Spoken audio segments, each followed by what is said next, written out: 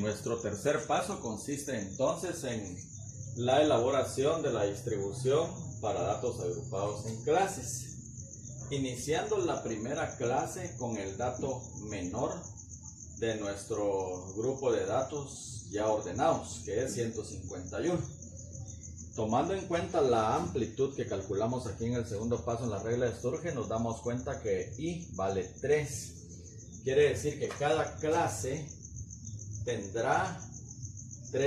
contendrá tres cantidades, es decir, empezando con 151, luego 152, luego 153. Entonces ya tengo tres unidades en esta clase de 151 a 153, 151, 52, 53. La segunda clase empieza con 154. Vuelvo a contar tres unidades porque 3 vale la amplitud. Entonces, contando el 154, que es el primer dato, 154, 155 y 156. La tercera clase entonces inicia con el siguiente valor. Si me quedé en 156 en la clase anterior, inicio con 157. Vuelvo a contar que contenga este intervalo 3 unidades, tomando en cuenta el 157, 158, 159. La siguiente clase iniciaría entonces con el valor 160. Y así sucesivamente hasta llegar a la última clase. Y la última clase debe de contener este dato que es 172, nuestro dato mayor. Al terminar de formar todas las clases, nos damos cuenta que la última clase incluye las cantidades 172 a 174. En la anterior, 169 a 171, podemos ver que todavía no está incluido el 172. Por eso, tuvimos que formar una clase más de 172 a 174 para que contuviera a este último valor, que es el mayor del grupo de datos ordenados. Contemos las clases. 1, 2, 3, 4, 5, 6, 7, 8. 8 clases. La teoría me dice que el valor de K es de 6.09, 6 enteros. Y el punto 09 ya pertenece al siguiente grupo, al séptimo. Quiere decir, teníamos que formar 6 grupos o mínimo 6 grupos y máximo 7 grupos. Pero esa regla siempre hay alguna excepción. Aquí se formaron 8 grupos y no 7 como lo indica ya el valor de K, de 6 a 7 grupos. Bien, nuestra siguiente columna es entonces las frecuencias. Y las frecuencias no es más que el número de datos que hay entre 151 y 153. Entonces, entre 151 y 153 podemos ver en nuestro grupo de datos ordenados solamente hay 2 valores. Entonces, la frecuencia del primer grupo o la primera clase de 151 a 153 es de 2. 154 ya no entra. 154 entra en la segunda clase. De 154 a 156, observemos, de 154 a 156 se encuentran 5 datos. Y así sucesivamente hasta completar la columna de las frecuencias de cada intervalo. Bien, al completar entonces nuestra columna de las frecuencias que hay en cada clase o intervalo, la sumamos y la suma de 2 más 5 más 4 más 8 más 5 más 6 más 4 más 1 es igual a 35. Esta sumatoria debe de cuadrar con el número de datos con el que contamos en nuestro grupo. Si es así, quiere decir que vamos bien. Luego empezamos a llenar la columna de las frecuencias acumuladas. Entonces la primera frecuencia simple se copia, es 2. Y vamos sumando la que sigue.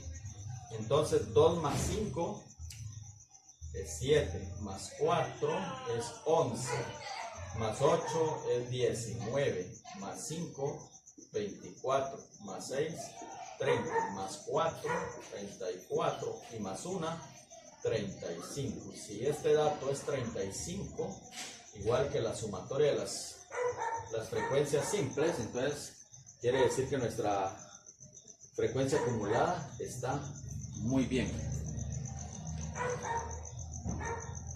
La siguiente columna a completar se titula las frecuencias relativas. Acá tenemos la ecuación. La frecuencia relativa es igual a la frecuencia simple que tenemos en la segunda columna dividido n, que es el total de datos, es la sumatoria de datos. Entonces la primera frecuencia relativa la conseguimos dividiendo 2 entre 35. 2 dividido 35 es igual a 0.06. Podemos aproximar a dos cifras decimales. Redondeamos. La segunda frecuencia relativa es la frecuencia simple de la clase entre el número, la sumatoria total. Entonces 5 dividido 35, eso nos da 0.14. La siguiente frecuencia relativa es 4, que es la frecuencia simple, dividido el número total de datos. Entonces 4 dividido 35 nos da 0.11 y de esa manera continuamos hasta completar la columna de las frecuencias relativas y obtener su sumatoria, que nos debe dar igual a 1. Como puedes observar, la sumatoria de la columna de las frecuencias relativas no nos dio 1, nos da 0.99. Eso no quiere decir que esté incorrecto, porque estamos lo más cerca que podemos de la unidad. Entonces, estamos bien. Nuestra siguiente columna a completar se titula frecuencia relativa acumulada, que no es más que ir acumulando las frecuencias relativas. Entonces la primera frecuencia relativa acumulada es la primera frecuencia relativa, 0.06.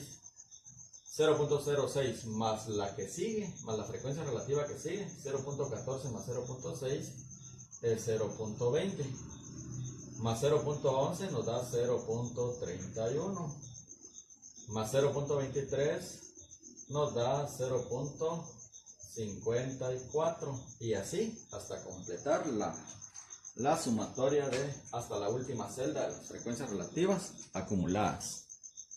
Completamos entonces la última columna de nuestra tabla titulada los límites reales. Recordamos que nuestros datos, nuestro grupo de datos son datos enteros. Entonces todo dato entero tiene el punto decimal ubicado a la derecha de la cantidad. Colocamos punto debajo de punto y si hay datos del lado izquierdo, colocamos un 0 debajo de cualquier dato que haya acá. Punto debajo de punto y aquí donde ya no hay ninguna cifra arriba, colocamos abajo un 5.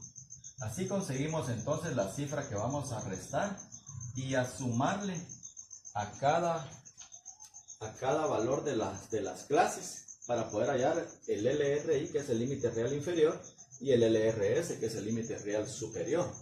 Entonces, al valor del lado izquierdo de la clase se le resta 0.5 porque son datos enteros. Tiene una cifra decimal más que el valor que me están dando en mi grupo de datos. Entonces 151 le quito 0.5, me da 150.5. Luego al límite del lado derecho 153 le sumo a al del lado izquierdo le resto 0.5 y al límite del lado derecho le sumo 0.5. Entonces a 153 le sumo 0.5, me da 153.5 y así continúo. A 154 le resto 0.5 y me da como resultado 153.5. Al del lado derecho le sumo 0.5 y me da 156.5. Y así continúo con la tercera clase hasta llegar a la última, a 157. Le resto 0.5 y me da 156.5. ¿Cómo puedo ver que voy bien? Veamos el límite real superior de la primera clase. Es igual al límite real inferior de la clase siguiente. Mira, 156.5. es igual con el que inicio la clase siguiente. Entonces a 159 le sumo 0.5 y me da como resultado 159.5 y así sucesivamente hasta completar la columna de los límites reales. Bien, ya completada entonces la columna de los límites reales, recalco, puedes darte cuenta que cada límite real superior de la clase con la que finalizamos primeramente es coincide con el primer límite real de la siguiente clase. Entonces, quiere decir que hemos cuadrado y hemos finalizado nuestra distribución de frecuencias para datos agrupados en clases o grupos. Bien, nuestro deber entonces consistirá en elaborar una distribución de frecuencias para datos agrupados en clases al ejercicio número 8 de la autoevaluación, ubicada en la página 61. Se te pide tabla completa, es decir, las mismas columnas que se te explicaron en este video. Y para calcular los límites reales, anoté un dato acá, 5.580. Este grupo de datos tiene 3 cifras decimales. Para poder hallar la cantidad que voy a restar y a sumar y poder determinar los límites reales, te dije punto debajo de punto. Donde veo cifras, coloco ceros. Y donde ya no veo cifras, coloco 5. Agrego punto a la izquierda del 0. Entonces la cantidad a restar y a sumar es de 0.0005 y así poder hallar los límites reales.